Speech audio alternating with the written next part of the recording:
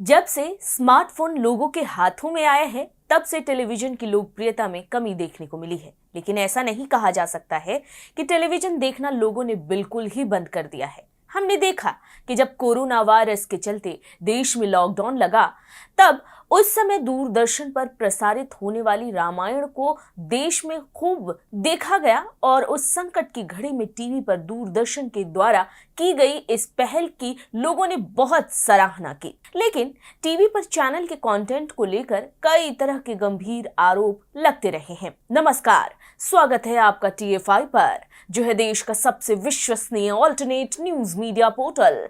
मैं पद्माश्री शुभम आपको बताऊंगी कि कैसे केंद्र सरकार के एक फैसले से दर्शकों के सामने अपना एजेंडा परोसने वाले टेलीविजन चैनल्स की अब एक नहीं चल पाएगी। आगे बढ़ेंगे, लेकिन उससे पहले अगर आपको हमारा काम और हमारे विचार पसंद आ रहे हैं तो हमारे वीडियो को लाइक कर लें और हमारे चैनल को सब्सक्राइब कर लें। फेसबुक पेज पर हमें फॉलो करें। दरअसल केंद्र सरकार ने नई गाइडलाइंस जारी की हैं। सरकार ने अप लिंकिंग और डाउन लिंकिंग के लिए दिशा निर्देश 2022 को मंजूरी दे दी है। केंद्र सरकार द्वारा जारी की गई नई गाइडलाइन के अनुसार चैनलों को अब राष्ट्रीय हित और सार्वजनिक हित से संबंधित कार्यक्रमों का दिन में कम से कम 30 मिनट का प्रसारण करना अनिवार्य होगा। मिर्जापुर का त्रिपाठी ब्राह्मण परिवार ऐसे चूस चूस के मटन क्यों खाता है?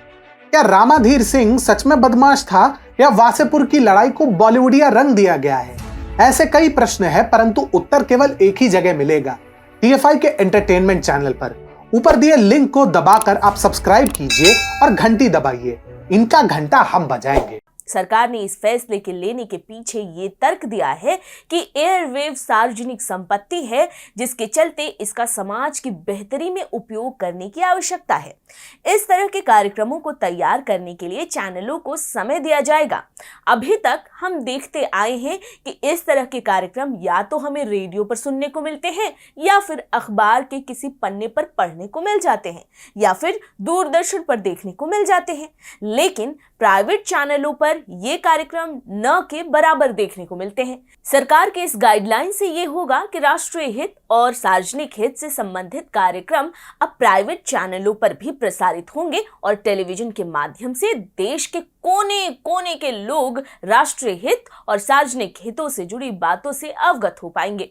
वहीं इस पूरे मामले पर सूचना और प्रसारण मंत्रालय के सचिव अपूर्व चंद्रा ने कहा कि प्रसारणकर्ताओं और अन्य लोगों के साथ बातचीत के बाद इस बारे में एडवाइजरी जारी की जाएगी, जिसमें 30 मिनट के प्रसारण के लिए टाइम स्लॉट कंटेंट को कब से दिखाया जाना है, इससे जुड़ी जानकारियां शामिल होंगी।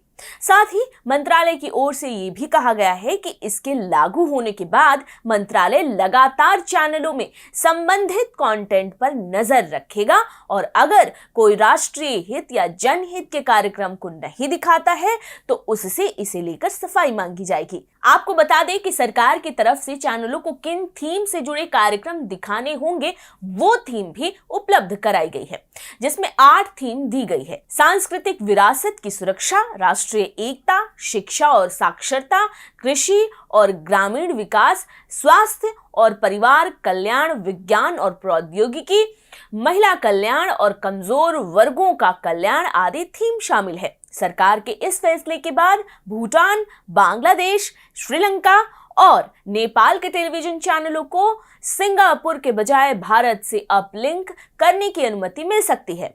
इससे यह भी होगा कि भारत के दक्षिण प्रदेशों में उत्तर भारत समेत भारत के अन्य जगहों की जानकारियां पहुंच पाएंगी। होता यह है कि प्राइवेट चैनल दर्शकों के सामने 24 घंटे अपना एजेंडा ही परोसते रहते हैं। ये चैनल आज अपने व्यापार के उत्थान के लिए किसी भी तरीके का कंटेंट अपने दर्शकों को परोसने को तैयार है, चाहे वो समाज में गलत संदेश ही क्यों न पहुंचा रहे हों। लेकिन अब सरकार के इस कदम से टेलीविजन पर प्रसारित किए जा रहे एजेंडे से बेहतर होगा कि राष्ट्रीय हित से जुड़ी सामग्रियों को परोसा जाए। दर्शकों में राष्ट्र हित की भावना जागृत होगी। लोग अपनी संस्कृति के बारे में भी ज्यादा से ज्यादा जान सकेंगे। इसके साथ ही देश की सार्वजनिक संपत्ति का उपयोग समाज की बेहतरी में किया जा सकेगा।